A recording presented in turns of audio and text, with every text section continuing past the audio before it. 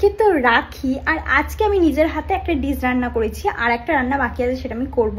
আর যেটা রান্না করেছি সেটা আজকে তোমাদের দেখাই, দাঁড়াও।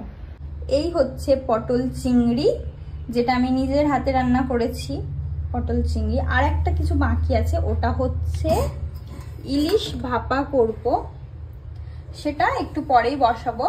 তো আগে রান্নাটা করে নিই, তারপর সেটা দেখাচ্ছি। সর্ষের তেলটা করলে তো ভালো হতো মা।